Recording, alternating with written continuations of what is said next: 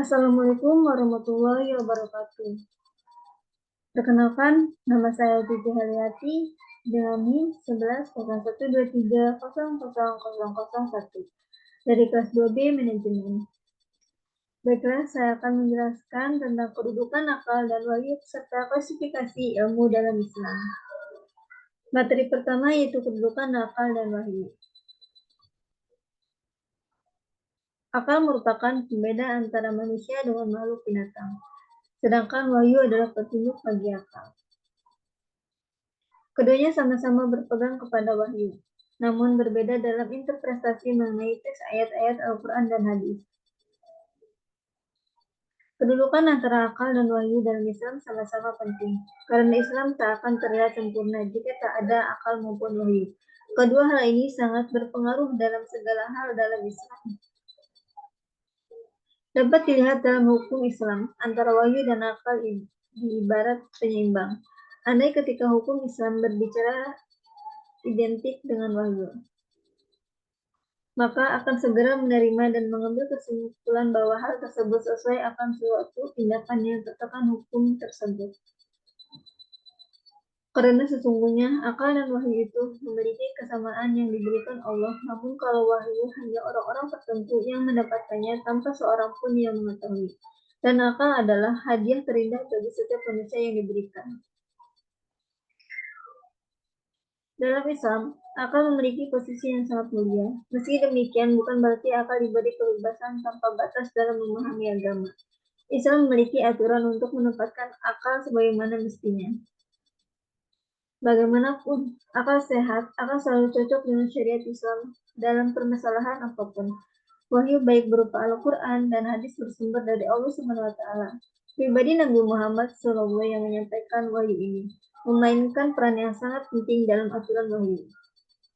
Wahyu merupakan perintah yang berlaku umum atas seluruh umat manusia, tanpa mengenal ruang dan waktu. Baik perintah itu disampaikan dalam bentuk umum atau khusus. Apa yang dibawa oleh wahyu tidak ada yang bertentangan dengan akal. Bahkan ia sejalan dengan prinsip-prinsip akal.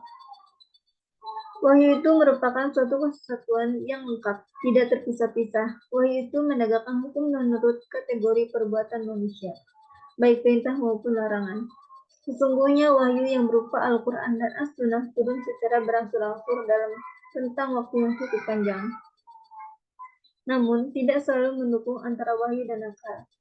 Karena seiring perkembangan zaman, akal yang semestinya mempercayai wahyu adalah sebuah anugerah dari Allah terhadap orang yang terpilih, terkadang mempertanyakan keaslian wahyu tersebut. Seperti pendapat Abu Zabar bahwa akal tak dapat mengetahui bahwa upah untuk suatu perbuatan baik lebih besar daripada upah yang ditentukan untuk suatu perbuatan baik lain.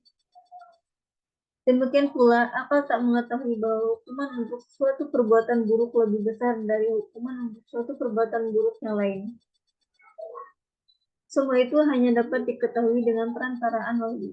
Az-Zubayr berkata, wahyulah yang menjelaskan perincian hukuman dan upah yang akan diperoleh manusia di akhirat. Semua itu hanya dapat diketahui dengan perantaraan wahyu. Ajuba berkata, wahyulah yang menjelaskan perincian hukuman dan upah yang akan diperoleh manusia di akhirat. Tentang kewajiban manusia berterima kasih kepada Tuhan, tentang apa yang baik dan buruk, serta tentang kewajiban yang menjalankan yang baik dan menghindari yang buruk. Untuk materi kedua yaitu klasifikasi ilmu dalam Islam.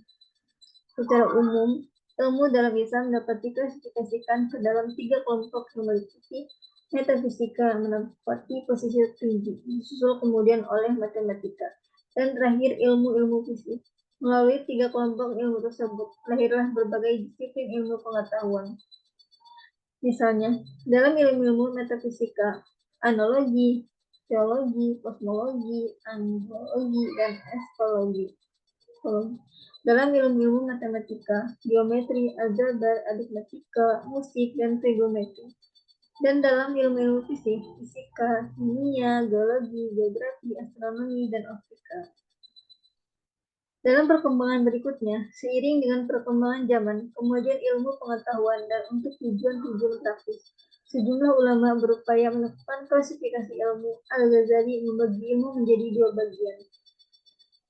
Ilmu fardhu ain dan ilmu yang wajib dipelajari setiap muslim terkait dengan tata cara melakukan perbuatan wajib, seperti ilmu tentang salat, berpuasa, bersuci, dan sejenisnya. Sedangkan ilmu fardhu kifayah ada ilmu yang harus dikuasai demi tegaknya urusan manusia dunia, seperti ilmu kedokteran, astronomi, pertanian, dan sejenisnya. Dalam ilmu fardhu kifayah, tidak setiap muslim dituntut menguasainya. Yang penting setiap kawasan ada yang mewakili, maka kewajiban bagi yang lain menjadi gugur. Di samping pembagian di atas, Al-Ghazali masih membagi ilmu menjadi dua kelompok, yaitu ilmu syariah dan ilmu ghair syariah.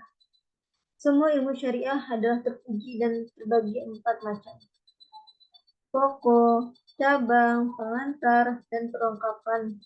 Ilmu usul meliputi Al-Quran, Sunnah, Ijma, ulama, dan aksar sahabat. Ilmu furu meliputi ilmu fikih yang berhubungan dengan kemaslahatan dunia dan ilmu tentang hal ihwal yang perangai hati, baik yang terpuji maupun tercela. Ilmu muqaddimah dimaksudkan sebagai alat yang sangat dibutuhkan untuk mempelajari ilmu-ilmu usul seperti bahasa Arab. Ilmu mutaminat adalah ilmu-ilmu yang berhubungan dengan ilmu Al-Quran seperti ilmu muqarrar, al-huruf, wa al-alfaz, dan ilmu qiraat.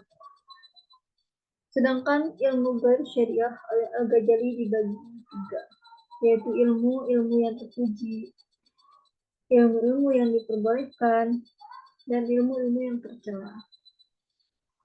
Baiklah, sekian dan terima kasih. Assalamualaikum warahmatullahi wabarakatuh.